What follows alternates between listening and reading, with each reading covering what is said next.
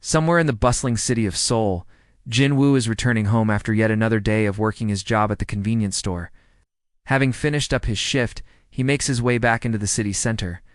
Around him, it's just another average day for the general public. But for someone like Jin-woo, who has been a hunter for the past 2 years, this too is just another normal day of work. He's got a monster to slay tonight, and even though the city looks calm, there's always something lurking around the corner ready to pounce on unsuspecting humans. In our world today, it has been about 10 years since gigantic portals known as gates began appearing all over the world out of nowhere. These gates led to bizarre and dangerous places known as dungeons, which were inhabited by all sorts of fantastical monsters and creatures. In response to these sudden developments, humanity discovered a way to awaken special people called hunters. These individuals possessed incredible powers that could be used to defeat the monsters emerging from the gates. Depending on their abilities and strength, they were ranked in a league from S to E. Of course, S being the highest rank, and E being the lowest.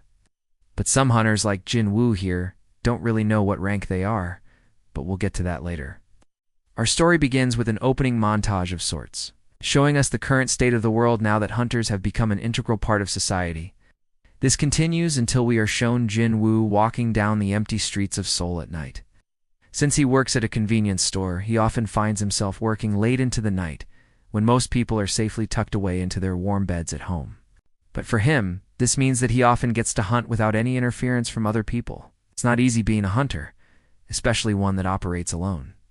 You can imagine how much pressure he must feel knowing that if he fails, innocent lives will be lost. As he walks, the narration explains the basics of being a hunter, including how every dungeon is different and how every gate leads to a new and unique place filled with its own unique set of monsters. It also reveals that the larger the monster, the more points a hunter will earn upon defeating it. It also explains the concept of parties, which are groups of hunters who team up to take on particularly dangerous quests. Even though he's only a beginner hunter, Jin-woo doesn't operate with a party and instead hunts solo.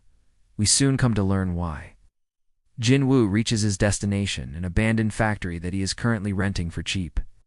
Despite its rundown appearance, it's actually a rather strategic location since it's located in an isolated industrial zone, surrounded by large warehouses and vacant lots.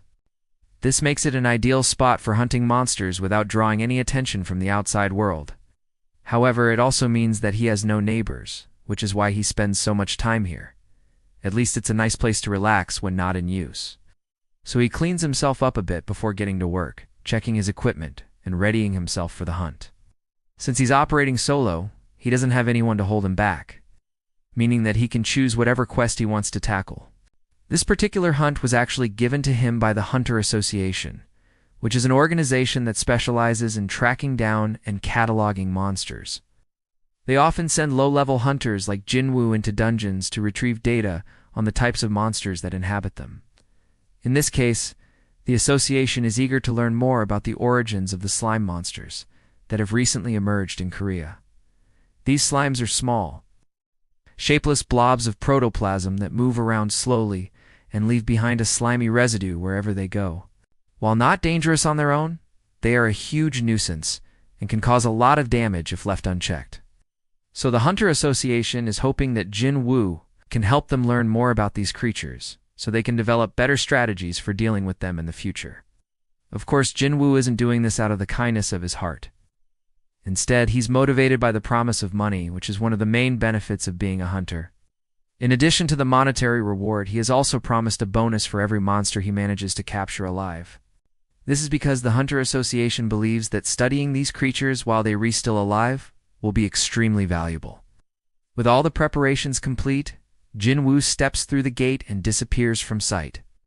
What awaits him on the other side is anyone's guess, but one thing is for certain: he won't be disappointed.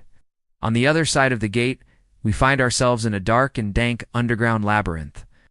The air is thick with the smell of decay, and the only light comes from the faint glow of the mushrooms that grow out of the walls. As Jin-woo moves deeper into the labyrinth, the ground begins to shake, and a guttural roar echoes through the tunnels. Suddenly, a massive creature emerges from the shadows. It's a giant worm-like monster with a gaping maw, filled with sharp teeth. Its eyes glow red in the darkness, and it seems to be enraged. This is the source of the commotion earlier, and it's definitely not a friendly creature. As the monster lunges towards Jinwoo, he quickly dodges out of the way. He pulls out his weapon and gets into a fighting stance. The battle is on, using his superhuman speed and agility. Jinwoo manages to dodge the creature's attacks, while simultaneously trying to land a hit of his own. However, the monster is proving to be incredibly durable and shakes off Jinwoo. This attacks as if they were nothing more than pesky insects. Just when it seems like Jinwoo might be overwhelmed, he remembers what he's fighting for. He's not just fighting for himself here. He's also protecting everyone else who lives in this world. With renewed determination, he unleashes a powerful attack that finally manages to land a critical hit on the monster. The creature roars in pain and collapses to the ground, defeated. As Jinwoo approaches the creature to deliver the final blow, he notices something strange. The monster's body is strangely translucent and seems to be emitting a faint glow. Intrigued, he reaches out and touches the creature's body and is immediately enveloped in a bright light. When the light fades, Jinwoo finds himself transported to a completely different location. Gone is the underground labyrinth, and in its place is a vast open field surrounded by lush green trees. In the distance, he can see a majestic castle, its spires reaching towards the sky. Suddenly, a beautiful woman appears before him. She has long flowing hair and wears a dress that seems to be made of starlight. She introduces herself as the guardian of the forest and explains that she has been watching Jinwoo for some time now. She sensed a purity of heart in him that set him apart from other hunters, and so she has chosen him to receive a blessing. The blessing is a magical amulet that will grant him increased power and protect him from harm. Jinwoo accepts the amulet gratefully and prepares to return to his world. Before he leaves, the guardian sister warns him of a great evil that is stirring in the shadows, an evil that threatens to consume everything in its path. She tells Jinwoo that he is the only one who can stop this evil, but that he will need the help of others to do it. With that, she disappears and Jinwoo is sent back to his world with the amulet in his possession. Now, if you're wondering what happened to that monster Jinwoo killed, well, it's gone. It's vanished into thin air. Apparently that's just what happens sometimes. Could have earned some serious points there, but oh well. He'll have to settle for the smaller slimes instead. Still, thanks to the amulet, those slimes should be no problem. After disposing of the slimes and collecting the bounty, Jinwoo makes his way back home. He knows that he couldn't stay out hunting forever, and so he takes the opportunity to rest up before heading out again. Little does he know that his next hunt will be unlike any he has ever faced before. So that's the first episode. Not the best start, but it's honestly not terrible either. I mean, sure, the animation isn't anything to write home about, but the story is actually pretty engaging. Plus, there's plenty of action to keep things moving at a good pace. All in all, not a bad start.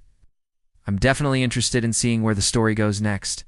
And hey, the visuals aren't so bad either. Character designs are pretty cool, and the action sequences are well choreographed. Yeah, overall, I'm pretty satisfied with what I saw. It's definitely worth a watch if you're in the mood for an action-packed adventure.